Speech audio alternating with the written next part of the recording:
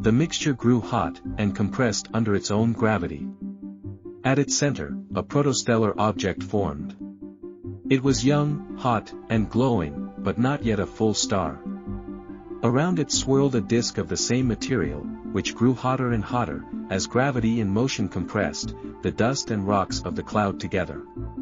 The hot young protostar eventually turned on and began to fuse hydrogen to helium in its core, and the sun was born. The swirling hot disk was the cradle, where Earth and its sister planets formed. It wasn't the first time such a planetary system was formed. In fact, astronomers can see just this sort of thing happening elsewhere in the universe.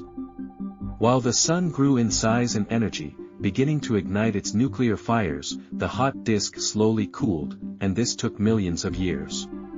During that time, the components of the disk began to freeze out into small dust-sized grains. Iron metal and compounds of silicon, magnesium, aluminum, and oxygen came out first in that fiery setting. Bits of these are preserved in chondrite meteorites, which are ancient materials from the solar nebula.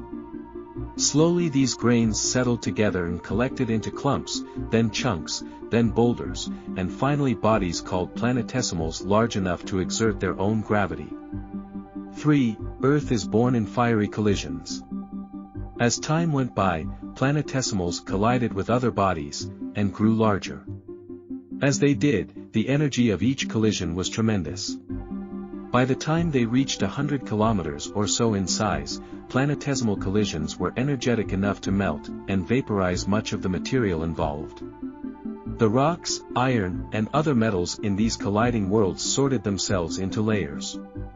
The dense iron settled in the center, and the lighter rock separated into a mantle around the iron, in a miniature of Earth and the other inner planets today.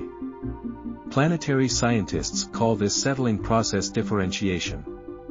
It didn't just happen with planets, but also occurred within the larger moons, and the largest asteroids. The iron meteorites, that plunge to Earth from time to time, come from collisions between these asteroids in the distant past. For, at some point during this time, the sun ignited. Although the sun was only about 2/3 as bright as it is today, the process of ignition was energetic enough to blow away most of the gaseous part of the protoplanetary disk. The chunks, boulders, and planetesimals left behind continued to collect into a handful of large, stable bodies in well-spaced orbits. Earth was the third one of these, counting outward from the sun. The process of accumulation and collision was violent and spectacular, because the smaller pieces left huge craters on the larger ones. Studies of the other planets show these impacts, and the evidence is strong that they contributed to catastrophic conditions on the infant Earth. At one point early in this process, a very large planetesimal struck Earth an off-center blow, and sprayed much of the young Earth's rocky mantle into space. The planet got most of it back after a period of time, but some of it collected into a second planetesimal circling Earth. Those leftovers are thought to have been part of the Moon's formation story. 5. Volcanoes, mountains, tectonic plates, and an evolving Earth. The oldest surviving rocks on Earth were laid down, some 500 million years, after the planet first formed. It and other planets suffered through what's called the late heavy bombardment of the last stray planetesimals around 4 billion years ago. The ancient rocks have been dated by the uranium lead method, and appear to be about 4.03 billion years old. Their mineral content and embedded gases show that there were volcanoes, continents, mountain ranges, oceans, and crustal plates on Earth in those days. Some slightly younger rocks, about 3.8 billion years old, show tantalizing evidence of life on the young planet. While the eons that followed were full of strange stories and far-reaching changes, by the time the first life did appear, Earth's structure was well formed, and only its primordial atmosphere was being changed by the onset of life. The stage was set for the formation and spread of tiny microbes across the planet. Their evolution ultimately resulted in the modern life-bearing world still filled with mountains, oceans, and volcanoes that we know today. It's a world that is constantly changing, with regions where continents are pulling apart and other places where new land is being formed. These actions affect not just the planet, but life on it. The evidence for the story of Earth's formation and evolution is the result of patient evidence collecting from meteorites and studies of the geology of the other planets.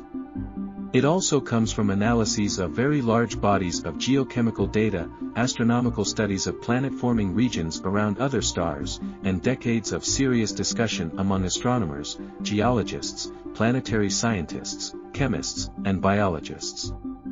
The story of Earth is one of the most fascinating and complex scientific stories around, with plenty of evidence and understanding to back it up. 6. Can Earth's age be refined? To a human, an uncertainty of 50 million years around, when the Earth-Moon system formed, sounds vast and imprecise. But on planetary scales and geologic time, it's a good estimate, particularly for something that happened billions of years ago. The further back we look, oftentimes the less precise things are because of the gaps in the record. It's a relatively short period of time, where a lot of things were happening. There was the impact, everything had to coalesce, and cool, and differentiate into sturdy rocky bodies, that have a core, mantle, and crust. There is always the opportunity to get more precise and accurate measurements of Earth's age, particularly as researchers obtain additional samples from the Moon, meteorites, and asteroids. Rocks acquired by China's Chang'e 5 mission to the Moon are still being studied, for example. NASA's Artemis program also plans to collect lunar rocks. And the NASA curation team is also making more materials, available for study from the Apollo program, which offers researchers an opportunity to study old Moon rocks with new technologies.